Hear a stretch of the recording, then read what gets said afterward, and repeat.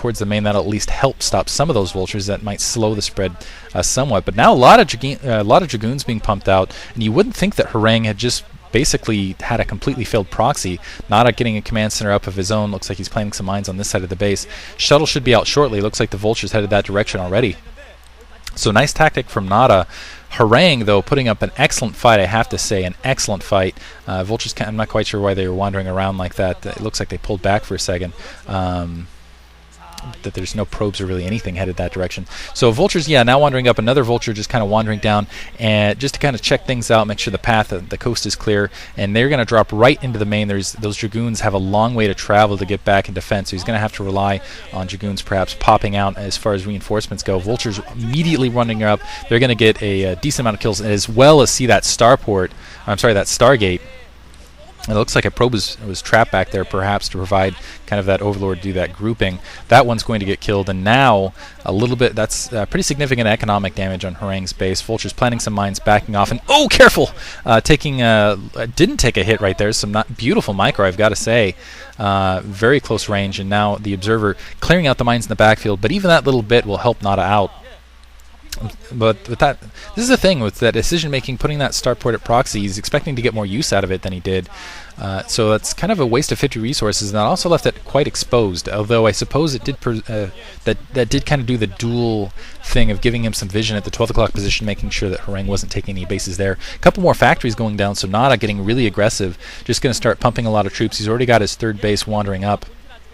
Just trying to play a steady economic game here. He does have the economic lead.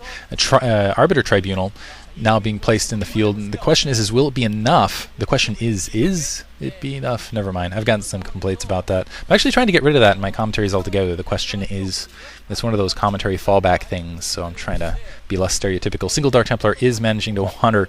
Single Dark Templar managing to wander up there, getting taken out very rapidly by those vultures. Siege tanks just kind of annihilating everything.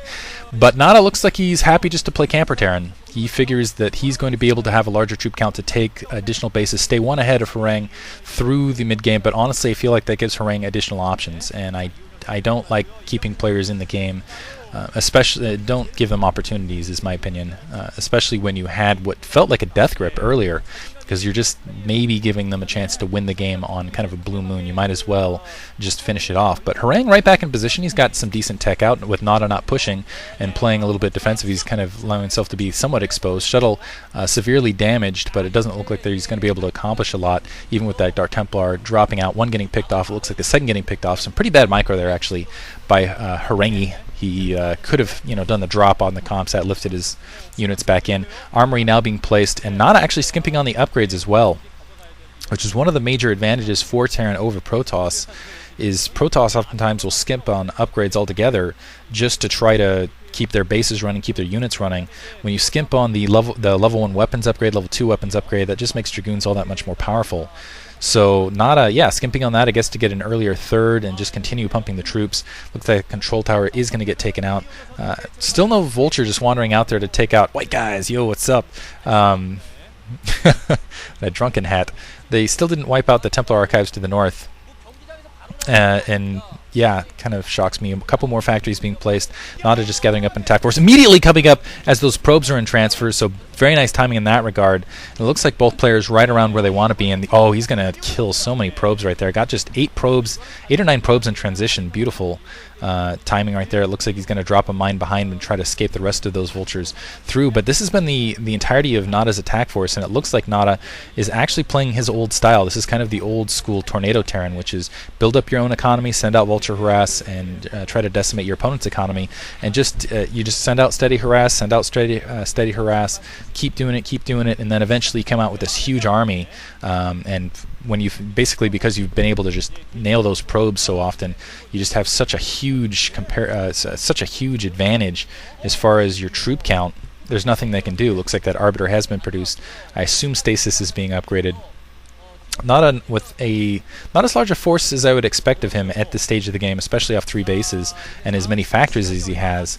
But perhaps we're just not seeing the full grouping of it. Harang moving up with a rather large force as well as the Arbiter support, and he might be able to push somewhere on Nada right here. Nada playing fairly defensively. Some Vultures wandering up. They are going to be able to take that Nexus down. And there's only 3 siege tanks. 4. Okay, never mind. There's more in the background. Single Zealot wandering up, but it's a very large grouping. It looks like there are a lot of the turrets, but I don't think it's going to be enough for Nada to. I don't think Nada has enough to stop this.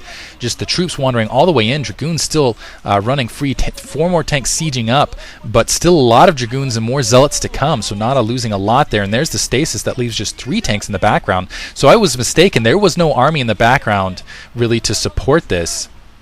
That was it, and Harang now has a huge opportunity to take out that command center to the north, losing a couple of troops to mines a little bit carelessly, doesn't have an observer to the north, and some siege tanks now gathering up along that ridge, command center being lifted off. But this is a huge, I cannot emphasize how big a swing this is. Harang's going to get a couple additional, he's at 4 bases, this gives him the economic lead, and he's right back in this game, taking out the command center and everything. Nada playing very poorly. And I have no explanation for this. The Dark Templar should have not been that effective. Wow. And Nada now immediately trying to build another command center, and that Nexus stands. A Dark Templar, and it looks like a couple Zealots were able to take out that Vulture, the couple Vultures at the bottom right. So Harangi coming out with a very nice attack there, very well timed, and Nada just getting caught flat-footed altogether, just trying to be too cute with the Vulture drops, I guess, here and there, and altogether he's just not trying to play camper Terran. He didn't have much of a defense on his front door. So yeah, Nada actually falling behind here, now assailing that Templar Archives a little bit late in my opinion, because it's not stopping any tech. That's just going to stop him from producing High Templar, and it looks like, well, that's pretty much needed against Terran army. But anyway, yeah, Nada not in a great position. He's going to end up getting swarmed if he can't break out of what looks like a pretty solid contain, and this is a map that it's easy to contain a Terran on. It's easy to contain anyone if you have the troop count. Simply because you have those high ridges, you can use position and make your troops all the more effective, and with the Arbiters, you might actually be able to enact, with some well-timed recall, pin Nada back in his base while he just swarms the entire map, takes everything economically, and just pins Nada off his base. Now he comes in with another large attack, not a lot of turrets, a couple SCVs to try to blockade, and that's a lot more tanks this time, but still no anti-air. Going to have to rely on Comsat. Looks like there was a single turret right there, but a good Psy Storm, a good stasis, and this attack force is going to get whittled down significantly. Although Harang did commit a lot of his troops, I don't think it's going to make a difference though, because Nada's really not in a position to counterattack with this beautiful mind drag. Beautiful mind drag, and that's also going to stop that command center from being floated out. He might even be able to take that command center out a second time, and if he does, and it looks like he is, he takes out the command center again. Nada locked to 2 bases, and now he's in economic trouble. His main most likely getting mined out at this stage. His secondary very light, and Harang is going to come out with this game. Wow, brilliant comeback. So that solidly locks it from a completely failed in-the-face Manor Pylon proxy attempt to this. Harang is really looking good, and wow, that's got to give him a ton of confidence going into the final match to come out of this bracket. And I gotta say, even though I am a Nada fan, even though I wanted him to come out of this is some brilliant comeback, and it looks like he's going to run those Zealots right into the tanks, right as everything was building. There's another Arbiter to the south. Let's see if they can take out the turret. There's still that bunker in the background.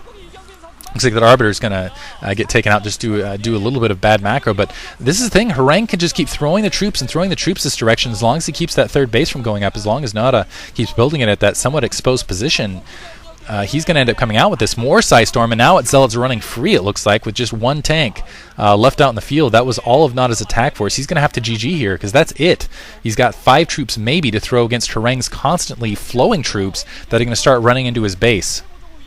And I think really the key here is that Nada, when he had the advantage, did not press it. He just let those Dark Templar stick him in his base, and I guess he didn't make up enough mining time in between. Still, I would have thought the mineral difference and the delayed second Nexus would have been enough, but nevertheless, it looks like Nada just economically falling behind. Also, I feel like the upgrades were a major mistake. Harang actually has better upgrades than Nada at this stage, I believe. And yeah, Nada losing his command center again. Brilliant comeback.